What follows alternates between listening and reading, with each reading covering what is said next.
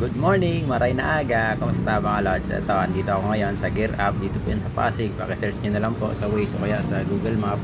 Pumunta po ako rito mga kaibigan dahil nag-sale po sila noong pa pong June 30 hanggang July 31 ngayong 2025. Kaya hanggat maaga pa, pumunta na po kayo rito para maka-discount po kayo. Napakarami po rito ng sale ng mga helmets ng Spider, lalo na po itong empty helmets na talaga naman halos 1.5 na lang po yung presyo na dati pong 4,000 po yan. Tapos yung mga Spider, meron po rito mga tigda 2,000. Marami po kayo rito pwedeng pagpilian. Napakadami po talaga. Ayan, halos 1.5 po yan. Mga graphics ng empty helmet. Etong Spider Strike, ayan mga lods, 2,000 na lang po yan. Pero eto mga lods, may konting mga gasgas po yan dito. Pero okay pa naman. Eto mga lods, mga kaibigan, no? Yung empty helmets, napakamura po niyan. Dating 3,200. Ngayon mga lods, 2,000 na lang. Eto mga lods, sukat po muna tayo.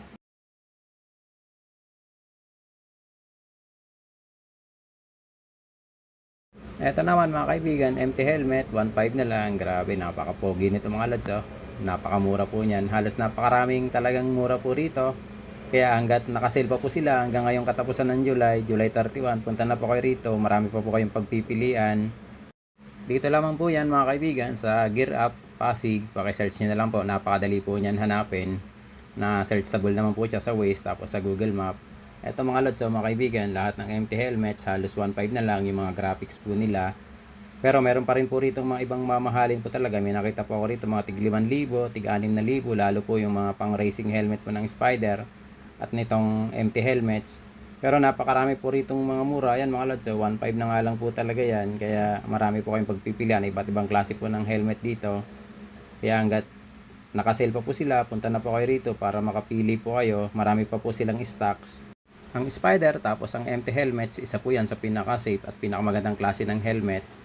Yung iba mga kaibigan ng mga Spider, may mga konting gasgas po yan. Kaya yung iba 2,000 na lang, tapos yung iba 2.5.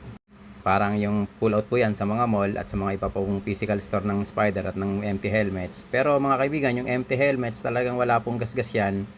Talagang napakaganda pa po yan. Mga bagong-bago po yan na helmet na tigo 1.5 lang. Ito mga lods, yung Spider na napakalupit, na napakaganda po niyan. Marami po talaga kayo rito pagpipilian, kaya punta na po kayo rito habang nakasale pa po sila. Hanggang katapusan pa naman po sila ngayong buwan ng July.